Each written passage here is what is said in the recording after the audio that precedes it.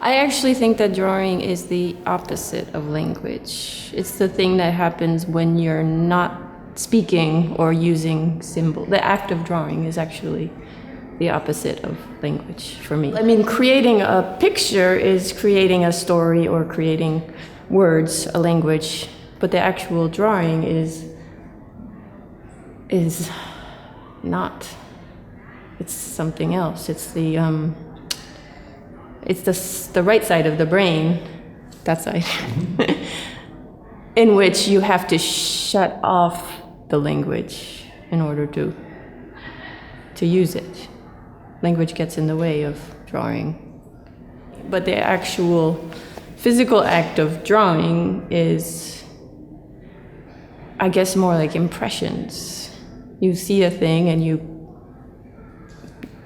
transmit the impression onto the paper, and it sort of surpasses language. When you look at a picture, it goes straight to your brain, past the language center. Whereas when you see some words, you have to translate them, interpret them. They have to go into your brain, and you have to think about what they mean, and then you have absorbed it. With a drawing, you don't do that. It just goes straight to your understanding.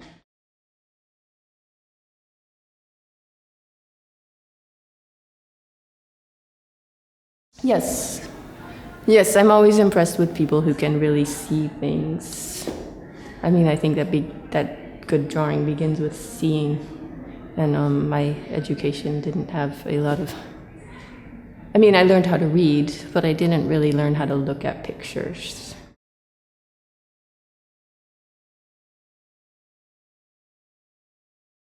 I've always learned on my own, so it's very difficult for me to teach my students. So what I usually do is I start them keeping a diary in comics, because that's how I learned. If you keep a diary, you learn it all at once. The characters, the writing, the background, the designing, and if you keep it persistently, you learn your own mistakes, you learn your own patterns, you develop a style.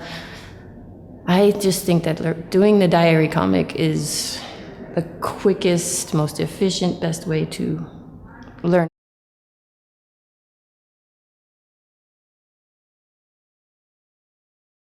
Well, it's just because I was never a good student. I always learned on my own from books.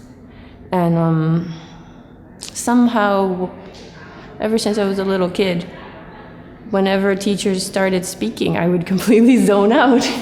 But then I would go and find out what I needed to know from books, or from usually trial and error, just experimenting and doing it on my own. And I was always very slow that way, but also I was very original in that way. I have my own style, it's pretty distinct. So if I were to teach, I would definitely be more interested in getting the students to learn on their own through experience, to develop their own style. And when I did teach, I would have them do things, like we played Truth or Dare, and we dared each other to do things, like get up on stage. We were at a bar, and I had them do embarrass themselves, and or truth. I would have them tell stories about themselves, and then we would draw comics about it. So basically, I would set up a scenario for them to draw a comic about. And I mean, comics are so complicated. So my technique is you gotta dive in and do it.